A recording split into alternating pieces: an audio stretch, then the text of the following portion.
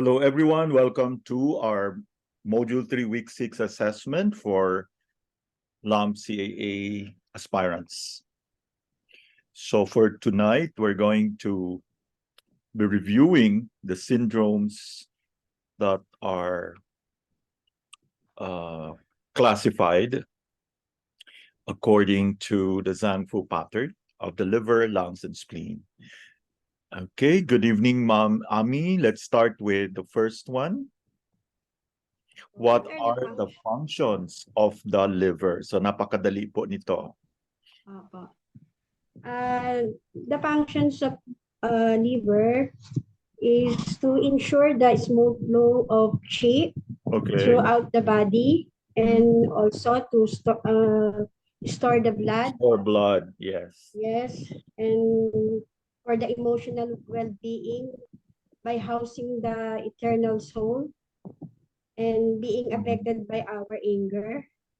Okay. And also, ano pa po? It governs the sinews. Yes. Or Open controls into the eyes. Okay, opens. And reflected in the nails. Reflected in the nails. Actually, what we have discussed are the functions of the liver in TCM, no? In Western medicine, mas marami po siyang functions. Pero if you're going to really analyze closely, parang meron po siyang similarity, no? So first, you mentioned about ensuring the smooth flow of qi. So the liver makes sure that our qi flow is smooth. Kasi pag may problema ang liver, then it cannot, it can lead to qi stagnation. Diba? Napaka-common yan. Yes. The second function that you mentioned is that it stores blood. So definitely, if your liver function is impaired, it cannot store blood. So magkakaroon tayo ng liver blood deficiency. Okay. Another function that you mentioned, it has something to do with our emotions because it houses your ethereal soul. So it actually refers to the coming and going, no? Because a person whose liver function has been impaired will definitely not have a good foresight anymore, no? So look at it this way, parang metaphysically, kasi sinabi mo kanina, it also opens into the eyes, no? So when you have liver impairment, you can have issues about vision. And hindi lang po ito vision na physical, it's also about the future, no? There are people who don't care about the future anymore, no? So that means the liver is already affected because it cannot house the ethereal soul. And I think you also mentioned about governing or controlling the sinews, no? So if we have issues with the sinews, then probably we have to look at the liver. Okay. Then nakikita po natin sa nails, no? The functions of the liver would manifest in the nails, and it opens into the eyes, no? And also it controls the tears. Kaya if your liver function is weak, there are people who cannot hold back their tears. So even if they don't feel like crying, talagang nagluluha yung mata nila, no? So this is what we call lacrimation. So you might want to look at the liver in Chinese medicine if you have a patient whose tearing is uncontrolled. Okay, very good. Let's go to number 2. Ma'am Ami. Number 2, give the 3 general characteristics of liver pathology. Number 1, doc, is stagnations of liver qi. Okay. Caused by okay. Yeah. So when you have a stagnation of liver qi, this will manifest as distension, no? Merong feeling of distension, and this is very, very important po. Okay? Okay. You mentioned 1, correct? Number 2? Number 2 is liver blood deficiency. The what? The liver blood deficiency, doc. Number 2. Okay, it's all about okay, liver blood. Siguro what you would like to mention is the up Liver and blood down. Yeah. stagnation. Okay, the up and down fluctuation. Ano pa po? Also, liver fire. Okay, ganito ha. Actually, the question is, there are actually many general characteristics ng liver pathology. Pag sinabi kasing liver pathology, that means these are the symptoms that are very characteristic of the liver. So the first characteristic that we should all remember is rapid changes, no? Yung mabilis yung pagbabago, just like the bagyo, di ba? The liver is wind, di ba? So like skin conditions, no? Especially if meron tayong mga yung nangangati or sometimes nagre-red yung ating skin, no? So basta anything. So pag may mga rapid changes, mabilis yung mga changes, yung parang bigla lang the next day iba na naman, yung parang biglang nagbago, no?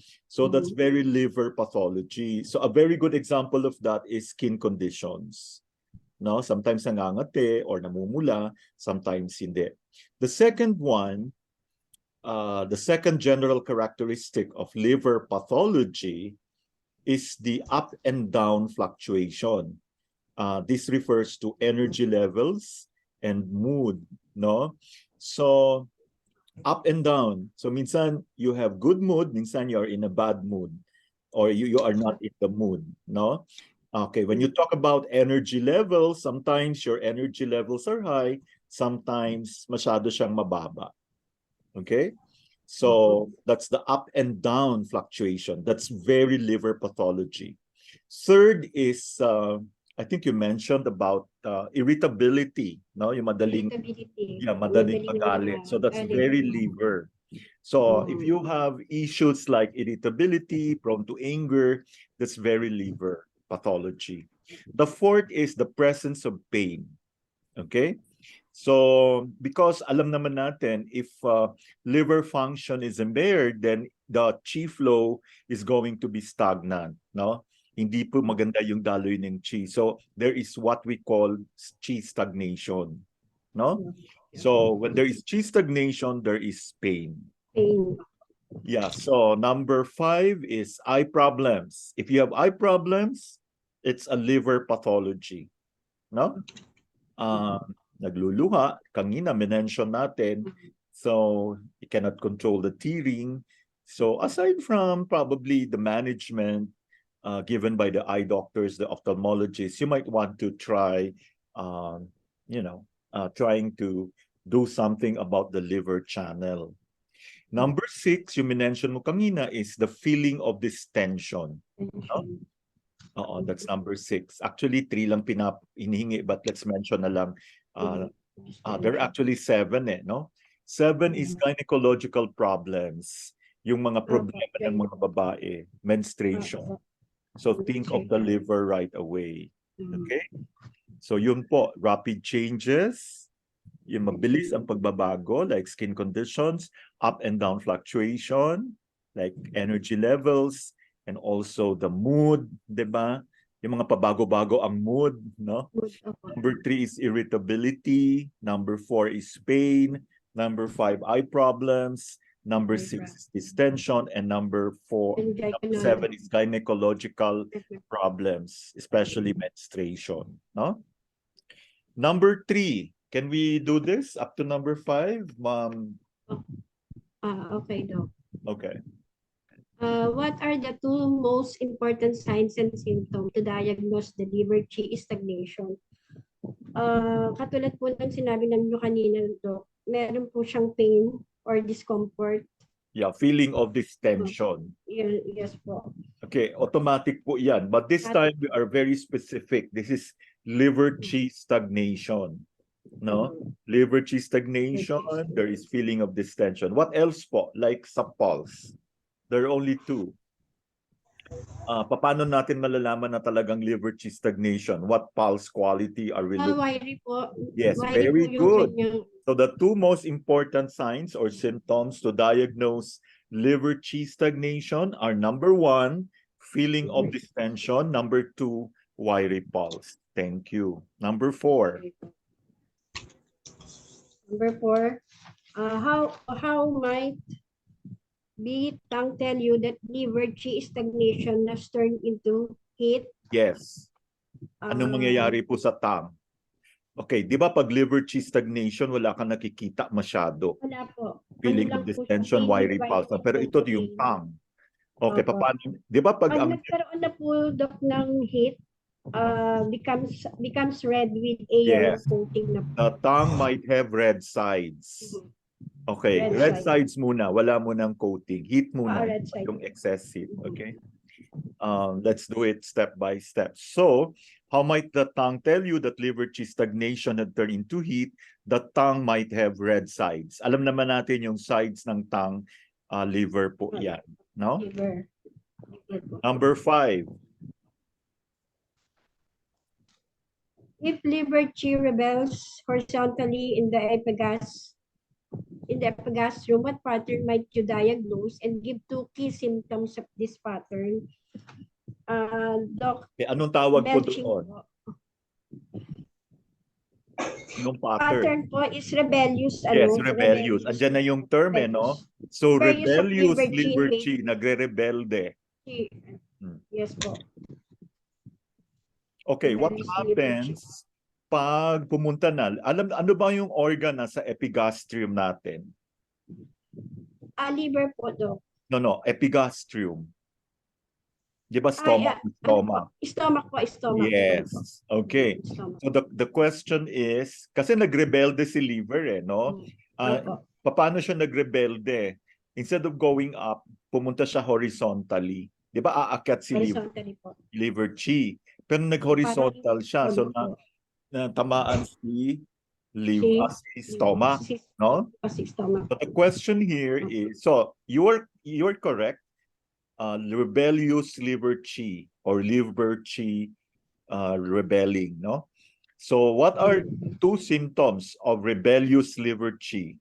So the first one is, ano ba yung palatandaan natin na naapektuhan ang stomach? Belching, very good. Belching po.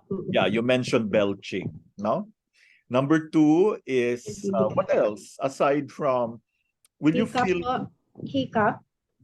Yeah, hiccups. Pwede na rin sa belching na siya nagka-categorize. What about the pulse? No? Actually, you have to feel this pulse on the liver and stomach positions, no?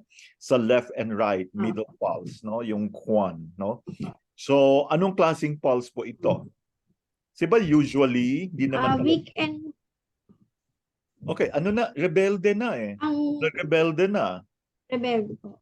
Oo, liver na liver na. So, wiry na. Very wiry good. Po. Weekend Wiry po. pulse sa liver and stomach positions. No? So, very good. So, for the benefit of those who came late, the answer here, the pattern is very obvious. Rebellious liver chi. No? And pagkakaroon po ng belching, actually hindi lang belching, irritability, 'di ba? Pag may iniinda sa sa tiyan, you become irritable. So it's basically nagrebelde si liver chi, no? And sa pulse, malalaman natin 'yan because both liver and stomach positions, no? Left and right and left. Liver is left, right sa stomach. Will be wiry. Very good. Thank you very much, Ma'am Ami. Thank you po, Doc. Yeah, let's call on Sir Michael. Sir Michael, are you very ready? Take care of 6 to 10. 6 to 10. Hello po, Doc. Good evening po. Good evening po. Number 6 to 10 po, number 6. What is the main acupuncture point to use if liver chi invades stomach? Before you continue, this is actually what happened, no? Yung kanina. Yeah, opo, yung kanina. nagbe-belching siya, nagiging irritable siya, then nakita mo, wiry yung pulse niya sa middle, no? Sa left and right, yung stomach at liver at saka stomach, no? So, ang tanong ngayon, what is the main acupuncture point? Wow. So, bigyan kita ng clue. Okay, what's your answer? My answer is liver 14. Very good. Liver Chi in the middle of the upper jaw. So yes. especially when invading the stomach. Talaga. Yeah, very good. So this is actually the front move of the liver, no? Yeah. Ganito po kasi yan. Itong mga front move points are very effective in cases ng mga acute katulad nito. 'Di ba? Nagalit ka bigla, 'di ba? Naapektuhan yung stomach mo. So, this is very acute. You don't deal with the back shoe kasi pag back shoe chronic, no? Ito kasi may pain, may irritability, no? So you have to kasi nasa front siya, no? So yin siya pero nagkaroon ng pain. So i-reduce mo yung excess. So this time you will have to use a front view point of the liver. Very good. Okay, liver 14. Chi, man. Okay, number 7. 7 po. What are the most important symptoms of stagnation blood in the uterus? So we're talking about most important symptoms. Yes. As we discussed earlier, we discussed about stagnation, no? So they mentioned that pain, mostly pain. So pain period of the women. Yes. Yeah. So menstruation, no? So ngayon, anong itatanong mo ngayon sa babae? To clinch your diagnosis na blood stasis of the uterus. Kung kamusta po yung period o kamusta po yung flow o yung normal ba ang menstruation? Yeah. Okay. Are we not anong itatanong natin sa kulay ng blood?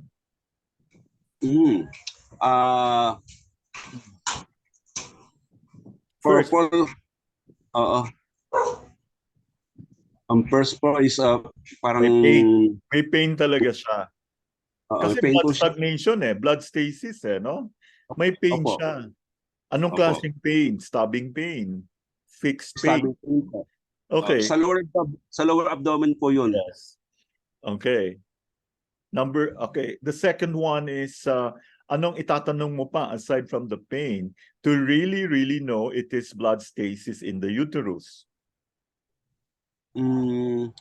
Yung containing blood clots. Persistent ba? Yun po yung ano ko. Yung kulay ng blood. Anong kulay ng blood? Will it be bright red? Will it be pale? Or will it be dark, clotted? Dark po. Okay, dark clotted menstrual blood. Dito na yung mga bukol saka medyo dark. Okay, it's very blood stasis in the uterus. Okay, number 8. What is the pathology of the dry stool and constipation in the pattern liver far rising? So, my answer for this one is uprising. So, upward po yung fire ng liver. So, long term po kasi ang ano nito Pag long term na po yung init, nagli-liver fire na po, nag-up. Liver up na po yung, upward na po yung. Okay, ang tinatanong when you hear questions like this, what is the pathology of the dry stools and constipation in the pattern liver fire blazing? Ibig sabihin, please explain why there is dry stools and constipation. Ganito 'yon. Remember, may fire, no? Lumalagablab yung fire, liver fire blazing. So what happens? So nagkaroon ng dryness, no? So, pag meron kang fire, nagda-dry up yung body fluids. So pag nag-dry up yung body fluids mo, magkakaroon ng dryness in the intestines. So this is what happens. Kaya nagkakaroon tayo ng dry stools and constipation. So if you have liver fire blazing, so this is actually the worst case scenario, no? Lumalagablab. So there's really apoy. So it dries up the body fluids and this will cause dryness in the intestines. That's why meron kang mga stools and constipation. Ganun lang. No? Number 9. Number 9 po. Which signs symptoms would enable you to diagnose dump heat in the liver? Signs and symptoms po. Fever, dark urine, yellow face, nausea, vomiting. Ganito. Excuse me ha. Gusto ko specific talaga sa dump heat. No? Okay, pag dump heat ba, ano ba itsura ng tongue? Dump heat. Ibig sabihin may dampness, mayroong heat. So how will it manifest in the tongue? Like what will you look for in the tongue coating? Coating po nito is sticky yellow. Yes, very good. Sticky yellow coating. Coating, okay? That's po yung tongue. That's very, very damp heat. No? Sticky yellow. Yellow pa lang, may heat na yan. No? Sticky is already damp. So yan, tandaan natin yan. What else? What about the symptom? Ano ba yung nararamdaman ng pasyente pag damp? Ano ba yung feeling nila? Di ba feeling mabigat? Mabigat.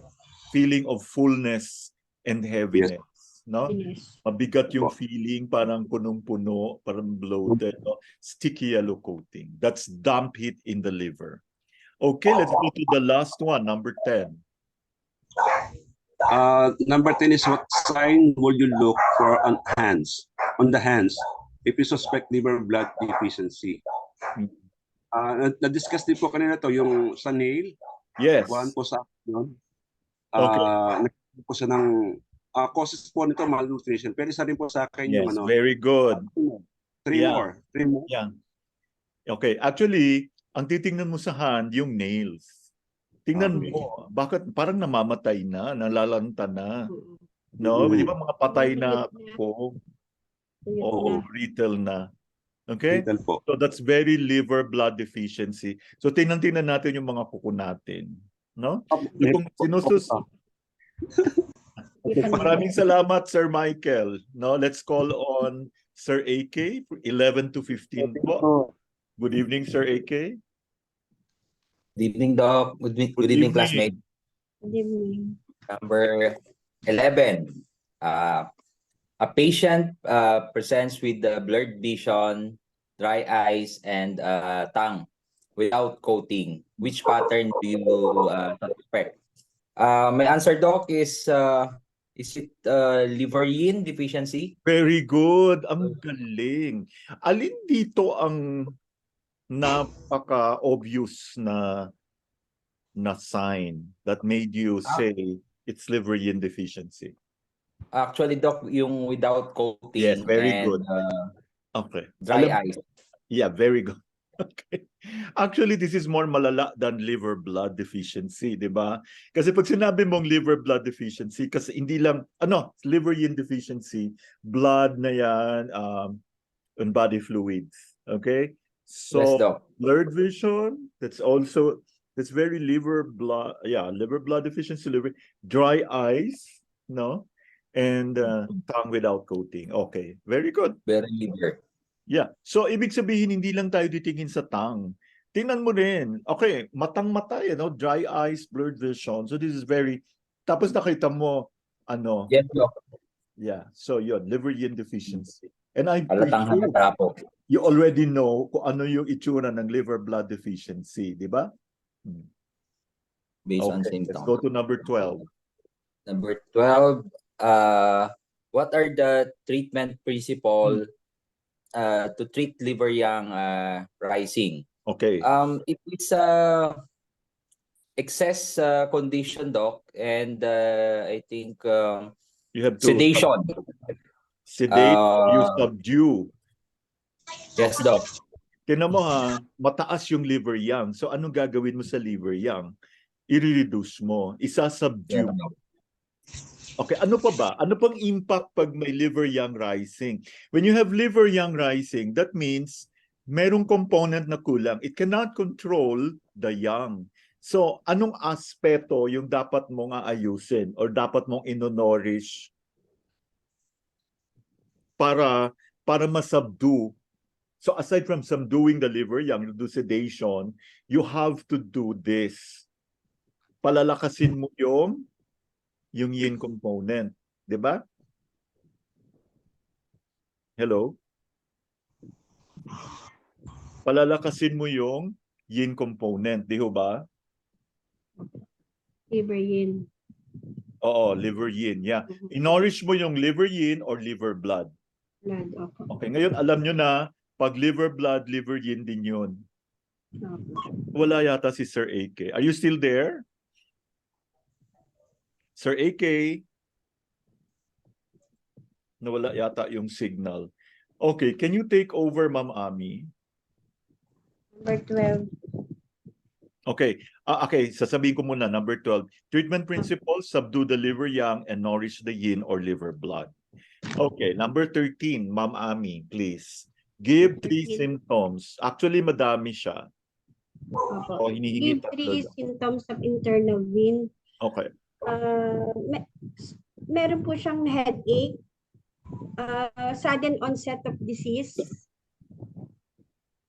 Okay, take note, this is internal wind. Wind, parang stroke po. Nasa loob na. Okay. Nasa loob na po. Okay, una-una, okay, ano ba yung very characteristic of wind? Yung tongue niya po. Tremor. No? Tremor. Tick is also an answer. You know, tick, yung gumagalaw-galaw dito. Another is when you have numbness or tingling, di ba? That's very internal wind. Ano pa ba? Dizziness. No? You can also have convulsions. Convulsions, may convulsions. Yeah, and also paralysis. Yeah, you mentioned about paralysis. So again, what are the symptoms of internal wind? Kahit tatlo ang hinihingi, let's give the complete answers. Tremor, tick, spasm, shaking. Yes, numbness or tingling, dizziness, convulsions, and paralysis. Number 14. Nandiyan na pa si Sir AK. Sir AK. Doc, pasensya. Kaproblema lang yung signal ko, nawala bigla. It's okay. Medyo lifesaver si Ma'am Ami. Okay, sige po. Thank you, Ma'am Ami. Bago mawala, tapusin na natin ito. Baka mawala ulit. Okay, number 14. Number 14. Which points on directing vessel Renmai might use to help the descending of stomach chi if liver chi has invaded the stomach? The answer, Doc, is Ren 12. Okay. Yeah, actually, this is very depende sa source mo, no? There are actually 2 points. Ren 10 and Ren 13. Ren ano, Doc, yung isa? Ren 10? Ren 13. 13. 1-3. Ren 10 and Ren 1-3. Pwede mo rin gamitin si Ren 12. Pero ito kasi, ito yung case na ano ko ba sasabihin to? This is more about trying to subdue or trying to calm the liver. Kasi nga, 'di ba, if the liver chi has invaded the stomach, ang mangyayari, magkakaroon ng rebellious stomach chi, 'di ba? 'Di ba? Yes, so, ito yung kanina minention ni Ma'am Ami, no? So, Ma'am Ami ba? Yeah, Ma'am Ami. So, aside from, I think it was Sir Michael who answered liver 14. So, aside from liver 14, you are to use Ren 10 and Ren 13. Pwede mo rin gamitin si Ren 12. Pero ito kasi, si Ren 12 kasi, it's more on the stomach. But remember, ang gusto nating ayusin dito si liver mismo. Kaya yung sagot ni Sir Michael was, wala namang mali eh. Ang akin lang, gusto natin medyo, direct ba? Oo. Kasi ito, kaya nagkaroon ng rebellious stomach chi dahil din kay si liver. So ang gagawin natin, focus tayo kay. Although okay naman yung REM12, ang problema lang kasi with REM12 is the front view of the stomach. No? So ayusin talaga natin kasi napaka-agitated ni liver. Liver. So ang ayusin natin na front mo si liver, yung sinabi ni Sir Michael na liver 14. Okay? Liver 14. Noted, Doc. Thank you, Doc. Yeah, very good. Number 15, meron pa po. Number 15, a patient presents with blurred vision and palpitation. What is likely pattern? Okay. Before you answer that, alam mo yung answer. Okay, what organs are we talking about here? Blurred vision is what? Liver, Doc. Okay, palpitations is what? Heart, Doc. Okay. So dapat liver and heart. Pero ang tanong, ano ang pattern? So doon tayo pupunta kay blurred vision. Hindi pinakita si tongue. So most likely walang makikita kay tongue masyado. Baka maputla lang. Doc, for me, this is a liver condition na nag-start siya. That's why this is, for me, this is liver blood deficiency. Very good. And because of the deficiency, the heart is affected. That's why meron pong palpitation. Ang galing nyo talaga, grabe. Ang galing nyo. Ang talino nyo. Alam nyo, kung magbibigay tayo ng revalida, pasado na kayo. Ang galing nyo talaga ngayon. Ewan ko anong kinain nyo, no? Kahit ko konti lang tayo. But anyway, it's okay. Liver and heart. Ganun po yun. Hindi natin pwedeng sabihin yin deficiency kasi wala namang night sweats, no? Wala namang, Wala, Doc. Yes. So, for yung heat, no? Yun. Okay, very good. Liver blood deficiency, liver and heart blood deficiency. Remember, if the liver is affected din si heart. Okay, maraming salamat, Sir AK. Let's call on Ma'am Teresita Sumile for numbers 15 to 20. Ma'am Teresita. Yes po, Doc. Good evening. Good evening, everyone. Good evening po. Good evening po. Basta tayo, Number tayo sa 15. liver. 15. What is the main function of the lungs? The main function of the lungs are delivers oxygen to the cells in our body, removes waste gases, including carbon dioxide from the body when you exhale, and then protects the airways from harmful substances and irritants. Okay. Very good answer, pero napaka-Western, no? Wala tayong oxygen o carbon dioxide sa TCM. Actually, ang main function lang talaga niya sa TCM, okay, yung CO2 saka O2, oxygen and carbon dioxide, pwede mo sabihin respiration. So, governing the chi, di ba? Sino ba nag-govern ng chi? Si lungs. Si lungs po. Okay. Governing, pag may chi, maganda yung respiration. So, the main function, governing the chi and respiration. Understood na po yun. Okay? Okay. Number 17. 16. Why are the lungs sometimes called a delicate organ? Lungs are sometimes called a delicate organ with a large surface area because it is continuously exposed to the external environment and is therefore highly vulnerable. Yeah, to external pathogenic factors. Very good. Kasi napaka-susceptible nila, nandoon sila sa pinakaan. Diba? Kaya delicate. Kaya di ba madali tayong ubuhin? Oo. Yun. Kaya dapat meron tayong shawl dito, lalo na pag winter na. Wala naman tayong winter. Isipin na lang natin. O kahit bagyo. So again, because they are most susceptible to invasion by external environment. Okay. Yeah, external environment. Number 18, Ma'am Teresita. How might patients be affected by dryness and damp climates? Sorry po, Doc, wala akong answer. Okay, ang question, how will patients be affected by dryness? Okay. Alam nyo naman pag damp, di ba? Ano yon? Okay, ganito. Does anybody have an answer here? Ano ba nangyayari pag okay. Ganito kasi yan, pag nakatira ka sa Europe, lalo na pag malamig na malamig, ano bang ginagamit nila? Magastos. Di ba gagamit ka ng heater? Opo. Okay. So, pag gagamit ka ng, it will cause artificial dryness. No? So, magkakaroon ka ng lung dryness. Okay? So, pag damp weather or damp countries, wala naman sa atin yan dito kasi mainit parati, no? We're very lucky pa din. So if you happen to live in Europe and it's winter, usually they will use, gagamit sila ng heater. Artificial dryness. Centrally heated environments yan eh. And sinabi mo nga kanina, very delicate yung lungs, so napaka-sensitive nila sa dryness. Alam naman natin na ayaw na ayaw ng lung si dryness. So kung gagamit ka ng heater, magkakaroon ka naman ng lung dryness. So uubuhin ka pa rin. Okay? So we are still lucky nandito tayo sa Philippines. Okay, number 19 po.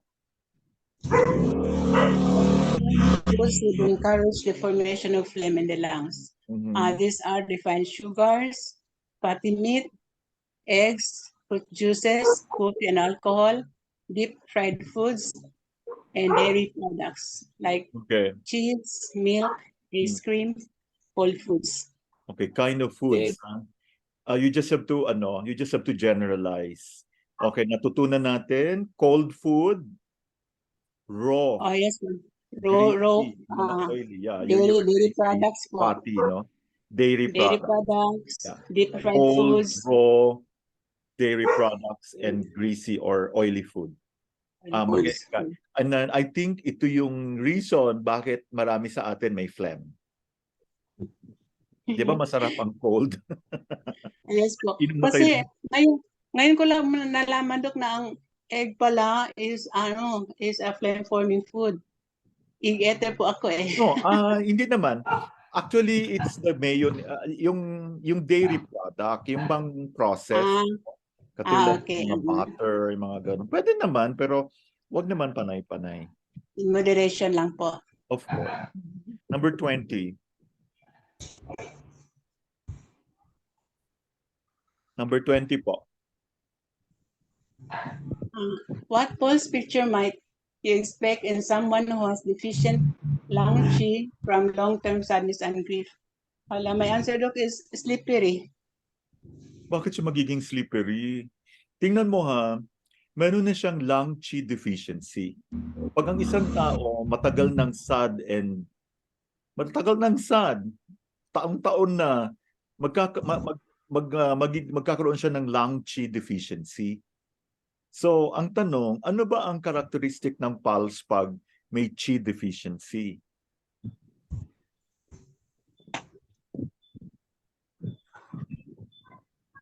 Can anybody help me? When you say deficient, kulang. When you say slippery, that's not kulang, that's excess, right?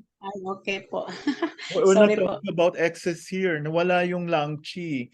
So, bawal ang masyadong malungkot, no? Yeah. So, ano bang nangyayari? Like, how do you differentiate a pulse that is, qi deficient and excess? Weak and thin. Very weak. Weak. Okay, what positions? Front. Both front.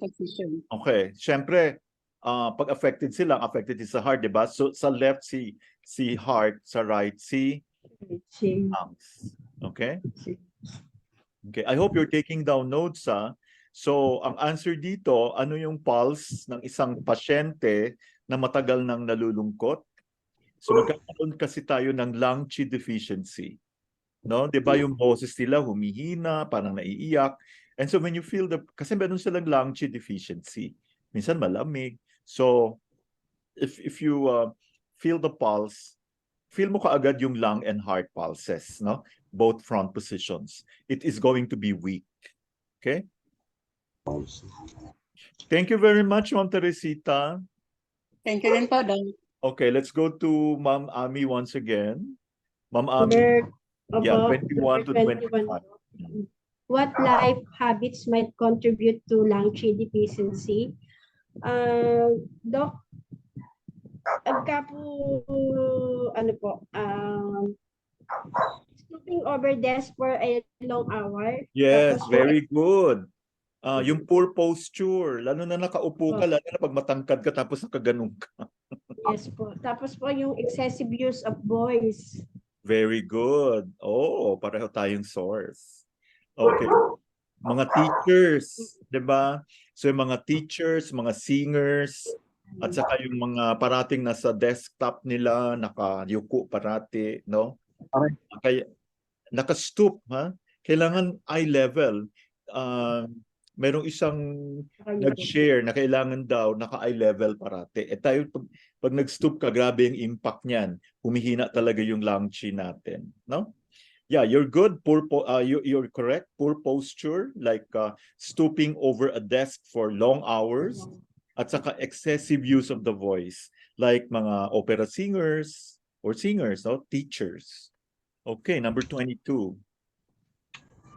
What are the key signs and symptoms for diagnosis of pattern invasions of the lungs by wind cold? The pattern of invasions of the lung by the wind cold is characterized by symptoms of aversion to cold, aversion to cold, very good. What else? Sneezing, cough. Okay, sneezing or cough. Okay. Yes, runny nose, fever. Fever importante. Ayun, yes, Doc. Ano pa? Yung pulse. First, no, ang pulse niya po, Doc, is ano? Tight po. Tight Nasa pulse. labas pa eh. Invasion pa eh. So Floating. ano ba? Magkakaroon ba tayo ng deep pulse o floating? Hindi po, nasa ano pa. Floating lang po. Very Saka good. tight So pulse. aversion to cold. No? Ano pa yun? Sneezing. Di ba sneezing? That's Sneezing. Fever. Kasi Fever. your immune system, your anti-pathogenic qi will try to fight off the pathogenic factor, the external wind, no? And also the floating pulse. Excuse me. Let's go to number 23. What is the pathology of the symptoms aversion to cold in exterior invasion? Ang ibig sabihin nito, please explain bakit may aversion to cold pag meron tayong external invasion. Para sa akin po known as yung exterior cold po to. Exterior cold. Nagmamanifest po kasi siya yung pag meron tayong spontaneous fever, tapos aversion to cold, nagko-constrain po yung skin natin or pores natin, kaya hindi tayo nagkakaroon ng pawis. So nagkakaroon tayo ng aversion to cold. Di ba meron tayong tinatawag na wei qi, defensive qi? Opo, no? Ibig sabihin may bumara sa defensive qi. Saan ba yung defensive qi natin? Nasaan ba siya? Nasa exterior po. Can you be specific with the location? In between muscles and yes, the space between the skin and muscles. So ang nangyari, si wind inobstruct si wei qi. No? So ibig sabihin, hindi na ngayon mapainit ni wei qi ang muscles. No? Kasi may pumasok na wind. Parang bang pumasok siya kaagad si wind. So ang nangyari, barado ngayon. Hindi na ngayon kaya, kasi basically, ang wei qi natin, which is located in the space between the skin and muscles, is going to warm the muscles. Pero ang problema, may nakaharang si wind cold. Okay? Si wind. I'm sorry. Wind. Doc, yung wind cold and exterior cold is one if it is wind cold, wind pa rin yan eh. Pag wind cold kasi, mas maraming chills, no? Okay. Samantala kung wind heat, mas maraming sore throat. Mas mataas ang fever. Diba? Yun. Okay.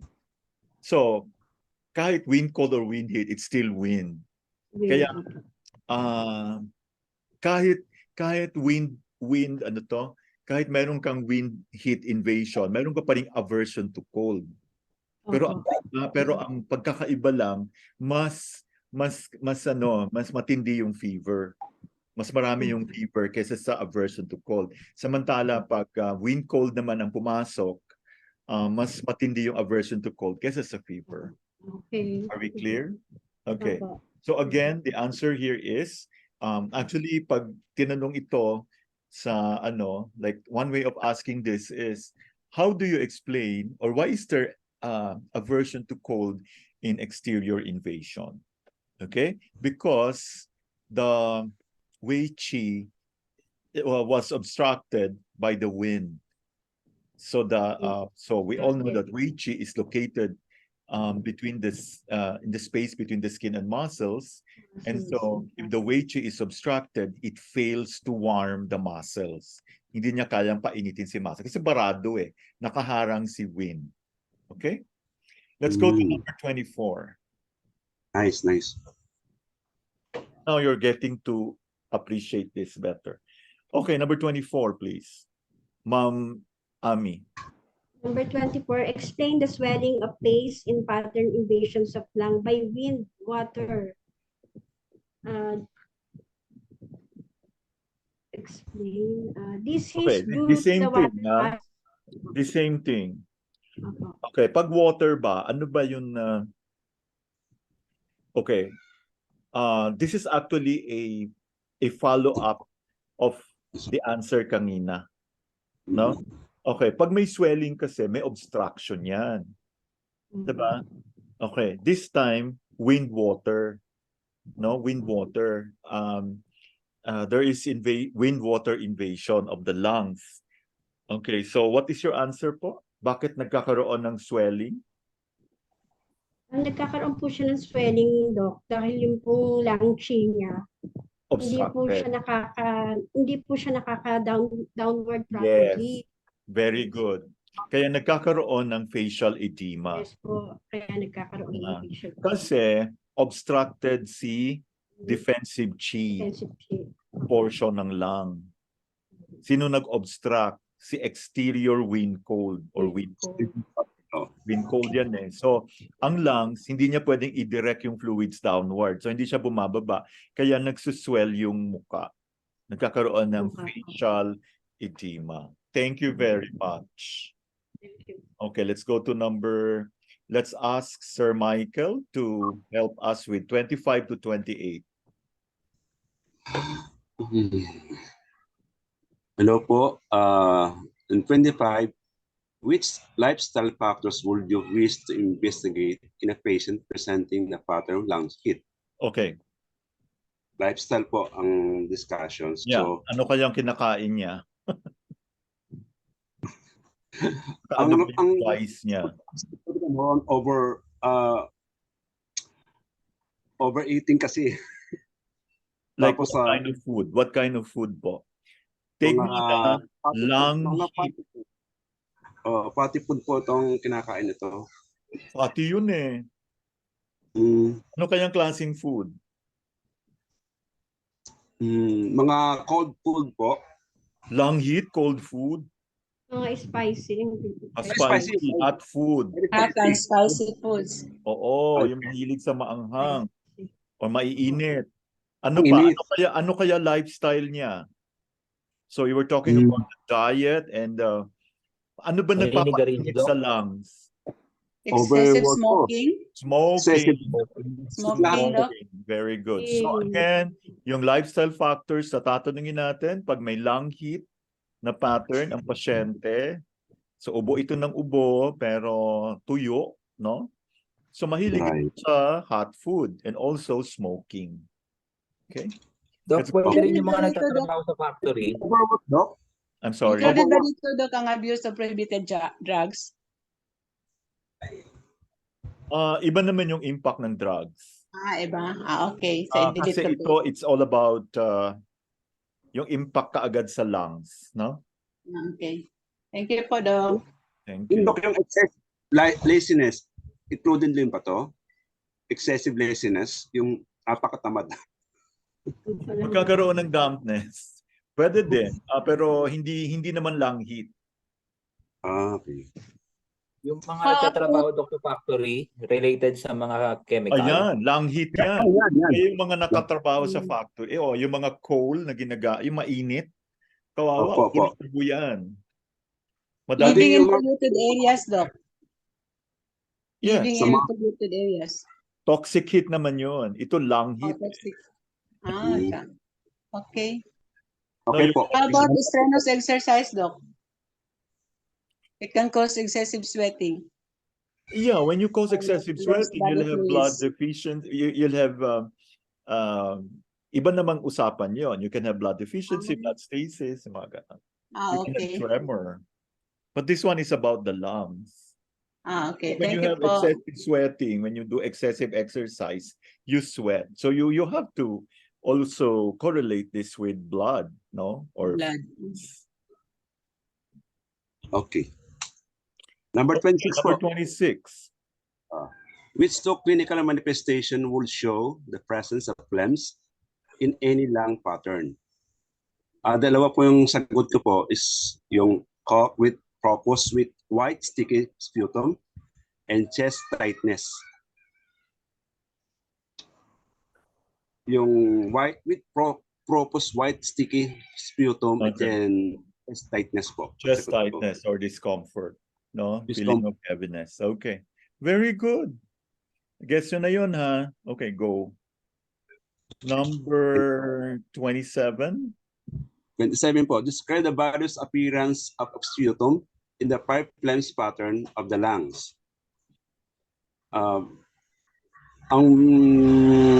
don't know if this is Western, but I will try. White phlegm. Ito po yung sa spring yang deficiency. Sa light yellow. Dry phlegm. White phlegm po. Wala. Pairing yang. Ito po yung sa yang deficiency naman. Spring yang deficiency. So yung sa light yellow, green phlegm. Okay, can you tell us what are the 5 phlegm patterns of the lungs? 5 patterns of the lungs. White, scatty phlegms, brown phlegms, blood sticky phlegms, and purulent. Parang hindi yata yan TCM. More na to Western. Pero yung kung sa isa po, parang correlated sa Ano po? Correlated. Yung white phlegms po parang sa TCM. Okay, take this down. Sorry po. Is damp phlegm. How about phlegm heat? Phlegm heat, Doc. Yes, phlegm heat. Punta muna tayo ng damp phlegm. Okay, what are the 5? Damp phlegm. Damp phlegm, damp is cold phlegm. Yeah. Food phlegm and then dry phlegm. Profuse white sticky sputum. Okay, pag yung pasyente, yung sputum niya profuse and white and sticky, profuse, white sticky. That is damp phlegm. Kung cold phlegm, white watery sputum. Di ba pag cold, watery yan? Cold phlegm, white watery sputum. Pag phlegm heat, so profuse ngayon, kulay yan, anong kulay? Profuse yellow sputum. Sticky yellow or green sputum. Green. Sticky yellow or green sputum. Number 4 is dry phlegm. So dry phlegm, scanty sputum, difficult to expectorate. Dry phlegm. And number 5, phlegm fluids obstructing the lungs. So, pag phlegm fluids obstructing the lungs, may white, watery, foamy sputum. White, foamy sputum. Ulitin ko ha. Okay. Ang 5 patterns, damp phlegm, cold phlegm, phlegm heat, dry phlegm, and phlegm fluids obstructing the lungs. So pag damp phlegm, profuse, white, sticky sputum. Madami. Okay? Parang maraming ganyang na pasyente, no? Tulo laway. Okay. Profuse, white, sticky. So damp phlegm. Can you get it now? Okay. Cold phlegm naman, watery sputum. Di ba may mga sputum na white, watery sputum, white. Kasi white na white, kasi cold, watery, no? And phlegm heat in the lungs, sticky, yellow, or green sputum. Okay? Then dry phlegm in the lungs, scanty sputum, difficult to expectorate. And then phlegm fluids obstructing the lungs. So white, watery, foamy sputum. Okay, I hope you got that all. You might encounter those patients with regards to sputum. Thank you po, Doc. Ano yun, Doc? White, watery sa phlegm fluids? White, watery, foamy sputum, phlegm fluids. White, watery, foamy. Ulitin ko, damp phlegm, profuse, white, sticky. Pag cold phlegm, white, watery. Sputum. Pag phlegm heat, sticky yellow or green. Sputum. Pag dry phlegm, scanty sputum. Konti lang, difficult to expectorate, dry phlegm. So you know what to expect. And phlegm fluids obstructing the lungs, white, watery, foamy. So pagkakaiba nito sa cold phlegm, hindi foamy. Diba? White, watery din yung cold phlegm. Ito naman, phlegm fluids, white, watery, foamy. Foamy. Okay, number 28, Sir Michael. Thank you po, Doc. What is the most common cause of heart and lung Qi deficiency? Okay, very easy. Sadness, Okay. worrying, or overthinking. Yeah, and worry. Sadness, grief. Anong pagkakaiba ng sadness sa grief? Or are they the same? Different, Doc. How different? Ang sadness para sa akin yung ano lang, yung temporary lang, pero yung grief is a long period of time. Yes. Sa grief, may element of loss. Okay. Nawalan ka ng bagay, nawalan ka ng asawa, o namatayan, tapos nawalan ka ng pera, na bankrupt, grief. Tapos wala ka namang ginagawa, no? Puro awa sa sarili. Yun. So sadness, pwede ka naman maging sad kahit walang nawala eh. Lalo na pag hindi ka kontento sa buhay mo, no? So you can actually have heart and lung Qi deficiency. Lalamig yung kamay and the voice cannot be very, hindi masyado, pala namamaos, yung mga ganon, no? Okay. Loss of voice. Yeah, I know a patient na 20 years na siyang widow. Kasi teacher din siya. So nagkahalo-halo na. Okay. Thank you very much. Let's call on Ma'am Lynn Galarita. Good evening, Ma'am Lynn. Can you answer 29, 30, 31, 32? Ma'am. Good evening, Doc. Good evening po. Kararating ko lang po. Nawala na ang signal kanina. Okay. Number 29. What might a woman be particularly prone to invasion of interior dampness? Pag nagkakaroon ng menstruation, Doc? Yes. Yes. What else? Meron At pang childbirth. After birth. Pag nanganganak. After childbirth, yes. And meron pang isa, during puberty. Kasi maraming changes nangyayari pag puberty. So again, when might a woman be particularly prone to invasion of exterior dampness? So ibig sabihin, wag kang hihiga sa floor or uupo sa floor na semento. No? During puberty. Di ba may mga bata na paglaki niyan, Puro dampness. Puro very Kaya, sensitive yung tiyan. kaya siguro yung mga matatanda, ayaw paliguin yung mga nagme-mens. Bawal maligo ng malamig. Oo, siguro no, siguro kasi Noted. 'di ba mga Chinese, they came to the Philippines 8th, 9th century. Kaya marami tayong mga hilot. You'll be amazed yung mga ano nila, mga points talaga. No, and they need to, yeah, 'di ba, amazing. Nanay ko dati lagi ako napapagalitan do kayo. Sasabihin sa akin, mararamdaman mo rin yan pagtanda mo. Sige ka, matigas ang ulo mo. Oo. Lalo na pag Right. bawal ang actually I met one pediatrician, Chinese yung family nila. Sinasabihan siya pag nanganak daw siya, sinasabihan siya ng mother niya na wag maligo ng 1 buwan. Pwede ka naman magpunas pero wag mong basain 'yon. Ngayon kasi yung tubig na ginagamit ng mga medyo malamig. Diba, damp. Kaya nga, Doc, kaya nga po nagtataka ako ngayon bakit may mga nanganganak na sa tubig. Sa Ay, tubig po. oo. Diba? Yun yung lamas technique. Oo.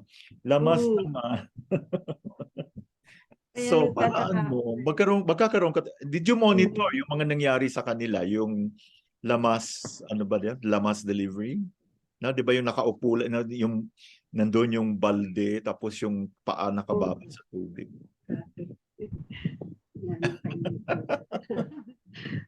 So, yun. Siguro kailangan mainit ng tubig. Possible. No, possible. Okay. Mahirap naman mga anak yung Dok pag mainit ang tubig. Baka Ewan ko, mapato di yung ko naman. baby. May naman. Try mo kaya. Okay.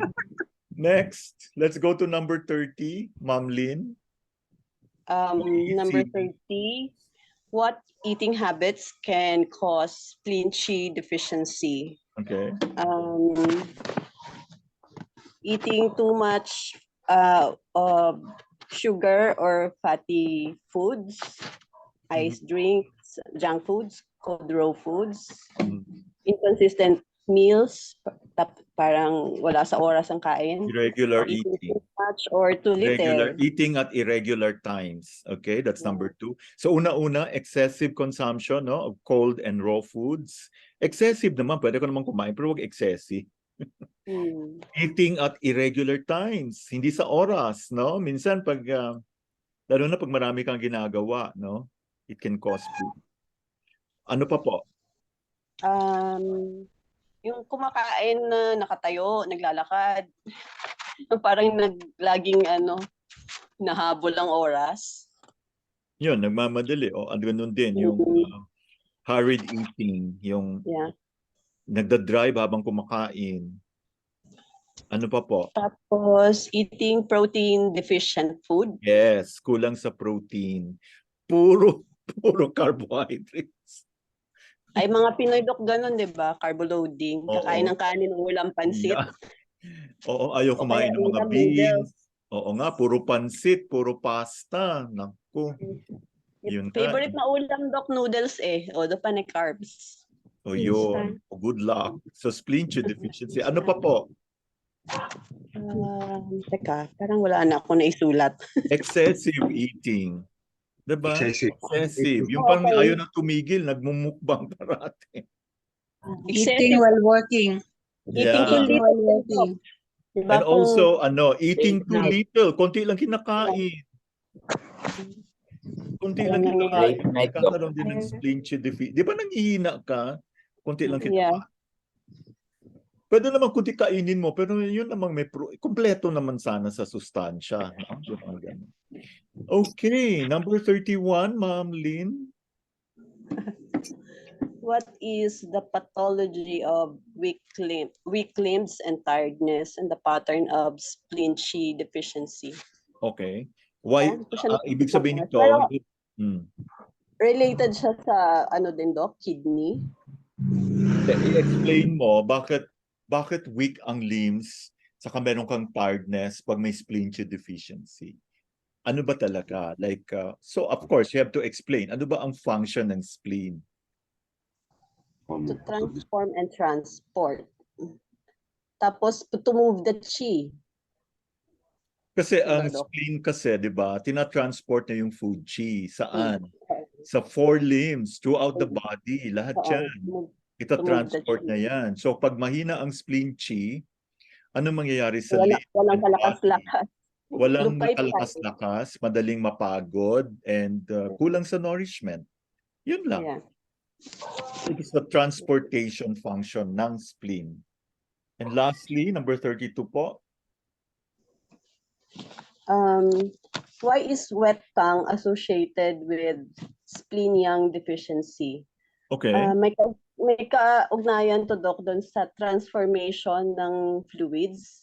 Pag impaired yung or deficient yung yang, hindi ma-transform ng ayos ng spleen. So, ano ba? Aakyat siya sa tongue, magiging wet kasi hindi naman niya natatransform properly yung fluids. Actually, TNT, both TNT, both transformation and transportation. Kasi, yeah, hindi natatransform, hindi rin natatransport. Okay, because of the impairment in the spleen, transformation and transportation of fluids. Okay, thank you very much, Ma'am Lynn. Let's go to Sir Michael. 33 and 34. I know, yeah.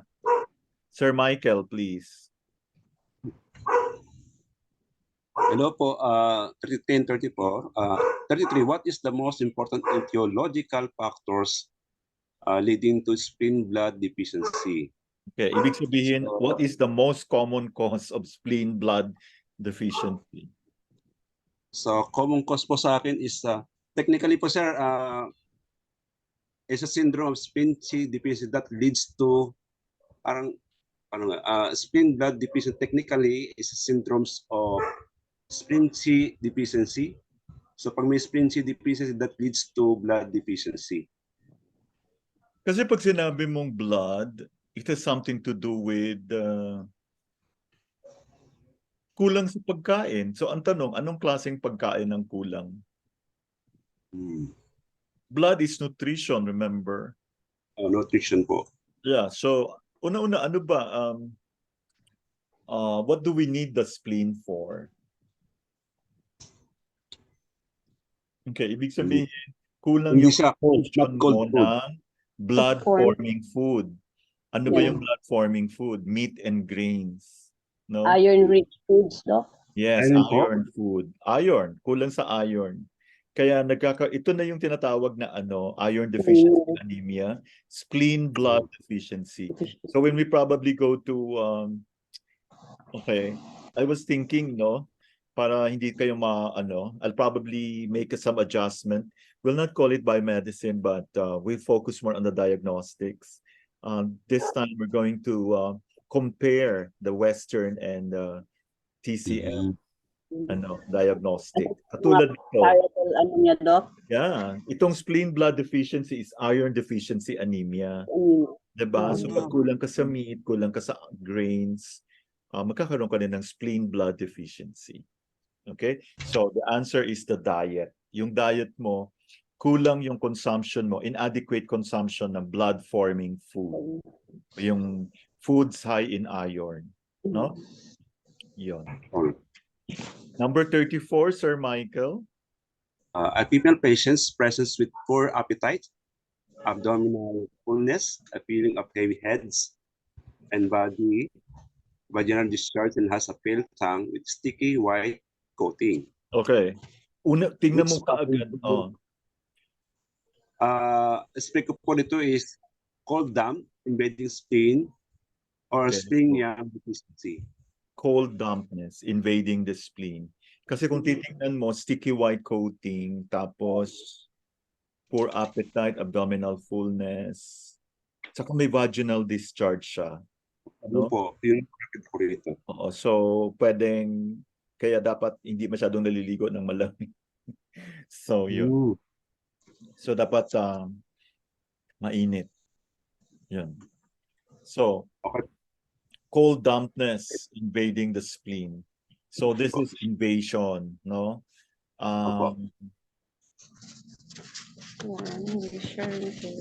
Pale tongue with a sticky white coating. Maraming salamat, Sir Michael. Let's go to Sir AK. So, number 35. What is the common clinical precursor to a chronic pattern of damp heat invading the spleen? Damp heat invading the spleen. Yeah. Ano yung antecedent? Heat, ano yung pattern? Fatigue, tiredness, Dampness. feeling of heaviness. It's dampness. Chronic. Ibig sabihin, ano yung nauna na pattern, no? Tingnan nyo, pag yung dampness kasi hindi mo na-resolve, magkakaroon siya ng heat, magkakaroon ng damp heat. So it's dampness. Full of smell of stool, bitter taste, mouth. A very sensation of anus. Spleen and stomach. So, let's go to the spleen. Yeah, spleen and stomach, you're good. So, ano ba? Like, Dampness. spleen, anong klaseng pattern ng spleen? So, this is damp. Paano siya nag-umpisa? Saan ba nagsimula lahat? Spleen deficiency po. Tapos, saan nanggaling yung heat? The dampness. Accumulation of dampness. Stomach heat. Diba? Stomach heat. Yun. Stomach heat, dampness. Yeah, so it's basically spleen chi deficiency and heat. Usually stomach heat. Diba? Okay. Kasi Iinit kasi hindi gumagalaw. Oo, na maasim yung mainit yung stomach. Damp heat of the stomach and spleen. Yes, damp heat invading the spleen. So, spleen deficiency and stomach heat or heat in the stomach will lead to damp heat invading the spleen. Okay? Let's go to number 36, Sir AK. Tapusin mo na para sa tayo. Number 36, what key symptoms would you look for diagnose the pattern spleen and heart blood deficiency? Okay. Let's start with the spleen. Spleen. Or appetite. Heart na muna, heart. Siyempre hanapin mo ano. Heart blood deficiency. Palpitation. Yes. Insomnia. Automatic yan. Blood deficiency yan eh. Diba? Insomnia agad.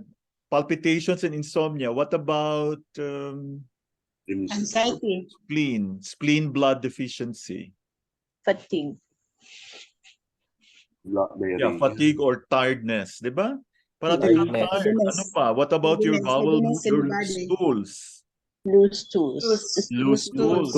And what about your periods? Scanty period. Scanty. Kasi blood deficiency. Ang galing. Okay, tapusin mo na. Okay, number 37.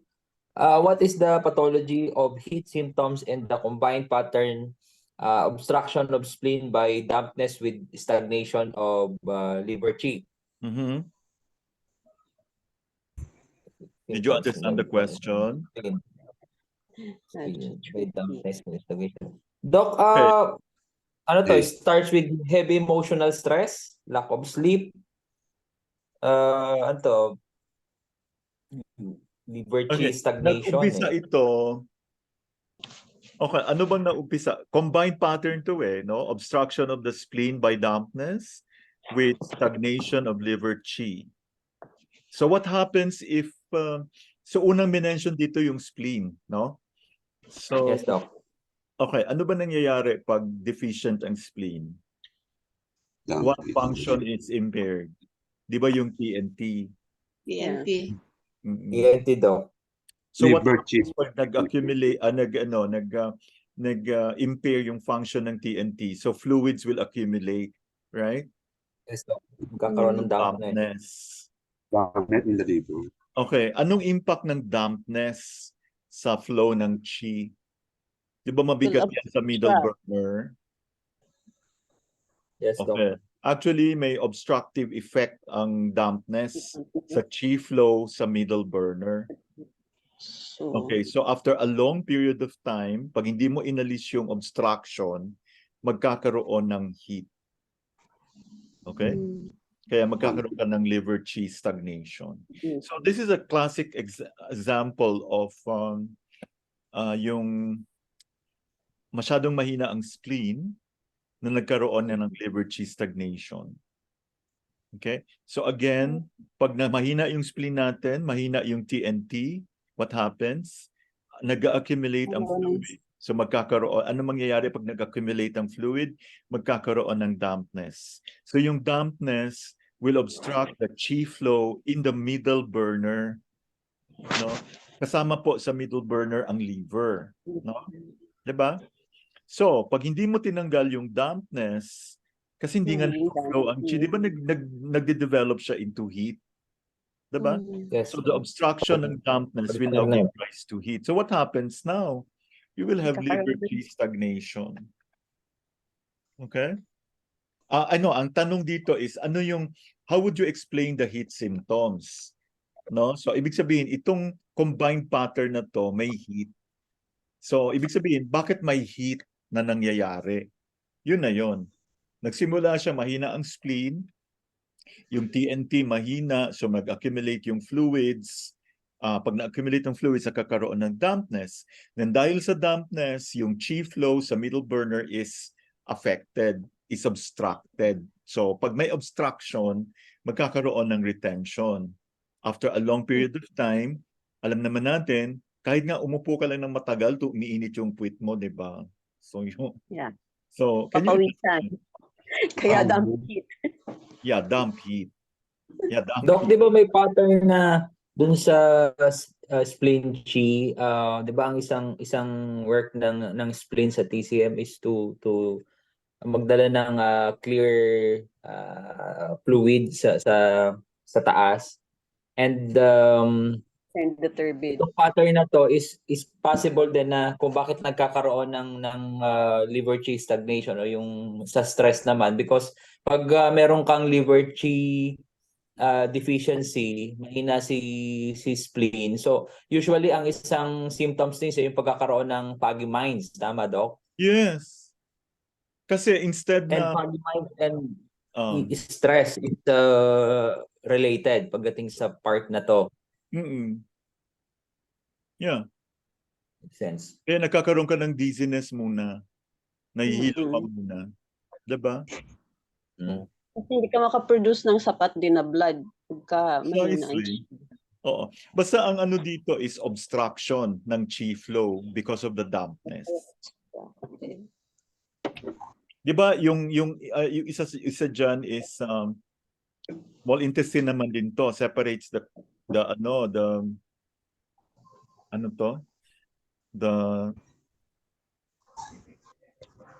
clear chi from the turbid chi. Actually, may kakontsaba din ng small intestine depende din yan sa kidney. Basta masyado nang malalim siya. Ang tinatanong lang naman dito, how would you explain the heat symptoms? Pag meron kang combined pattern na obstruction of the spleen by dampness. Kasi di ba pag matagal yung dampness sa middle burner, nag-o-obstruct yung chi. So pag matagal yung dampness yan, nag-degenerate siya ng heat. No? Okay. Of course, there will be chi stagnation of the liver primarily. Nice. So, thank you very much. You all did well. Congratulations. Okay. Thank you din po, Doc. Thank you po. Questions? Okay, alam ko medyo pagod kayo. You had a very long day today, and the reason, this is only for today kaya medyo konti. But next week, we're going to resume sa Friday. Kasi nga, darating yung mga and I think they're arriving from Cebu tomorrow. So, you know naman, we need to, baka mamaya, darating yung mga angels from Manila. So right now, I think they're boarding the flight to Cebu. They'll be very busy. Busy preparing na sila kanina, Doc, pag alis ko sa Lampe. And I told them they have to be here by 8 p.m. or 10 p.m. So they'll be going by land. So they have to be finished by 1 p.m., 2 p.m. So at pasta lang sila matulog. And they have to arrive at their hotel at 10 o'clock para they could sleep, because at 8 o'clock, we have to be on our way to Bayawan somewhere in Negros. So it's going to be a tough one. Pero okay na, ready na yung 2 hours and a half trip. So everything will be fine. And then sa gabi, uuwi na din sila back to Cebu because they have patients daw, marami. No? So next time, anyway, it will not be the first and last. And congratulations everyone. And salamat po. Ang gagaling nyo na talaga lahat. Wow. Thank you very much. And we hope that you will all get a perfect score in the exam. So it's going to be very Hindi pa kami nag-start mag-review. Only lump. Doc, may pointers, Doc. Send ko mamaya sa'yo, Ma'am Teresita. Sige, thank you po. Pointers, and it's all there. Okay? So if you have been religiously attending, then you would know the answer. I think it's fair, no? Nakakapagtaka lang pag hindi kayo nag-perfect. So yun lang. Maraming salamat po, and good luck to your order exam. naman yan, Doc. Perfect. Maraming salamat. Thank you, Doc. Thank you po. Thank you, Good night, Doc. everyone. Bye-bye. Good night po. Good night po. Have a Bye-bye. great weekend. Bye-bye.